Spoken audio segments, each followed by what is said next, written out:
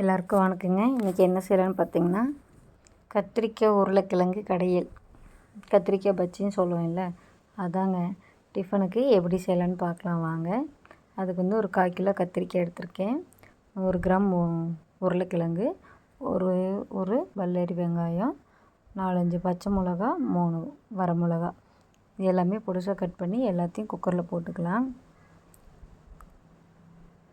உருளைக்கிழங்கு வந்து தோல் சீவி கட் பண்ணி போட்டிருக்கேன். ஒரு 5-6 பல் பூண்டு, ஒரு 4 தக்காளியை பொடிசாக கட் பண்ணி போட்டுக்கலாங்க.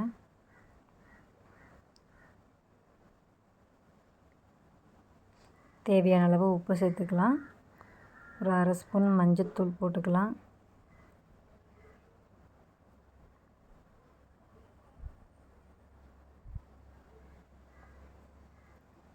தேவையான அளவு தண்ணி சேர்த்து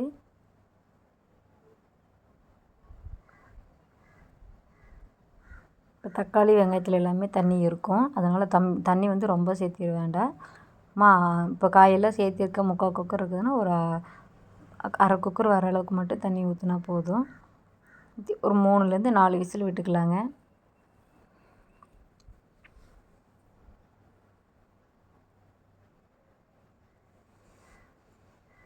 இது வந்து இட்லி தோசைக்கு சூப்பராக இருக்கும். இது கூட தேங்காய் சட்னி வச்சு சாப்பிட்டோம்னா நல்லாயிருக்கும், செம டேஸ்ட்டாக இருக்கும். இப்போ பார்த்திங்களா, தண்ணிக்கும் காய்க்கும் கரெக்டாக இருக்குது. இப்போ வந்து நம்ம பருப்பை மத்து வச்சு நல்லா மசிச்சுட்டு தாளிச்சிக்கலாம். இந்த மாதிரி நல்லா ஒரு 4-5 விசிலெல்லாம் விட்டோம்னா நல்லா காய் உருளைக்கிழங்கு கத்திரிக்காயெல்லாம் நல்லா வந்துடும். அப்போ வந்து நம்ம பருப்பை மத்து வச்சு கடையிறப்ப நல்லா மசிஞ்சிரும். தாளிக்கிறதுக்கு கொஞ்சம் எண்ணெய் ஊற்றி கடுகு கருவேப்பிலை போட்டு 2 வரமிளகா கிள்ளி போட்டு தாளித்து கொட்டிக்கலாம். அவ்வளோதாங்க, ஈஸியான கத்திரிக்காய் கடையல் ரெடி. இந்த மாதிரி நீங்களும் செஞ்சு பார்த்துட்டு கமெண்ட் பண்ணுங்கள்.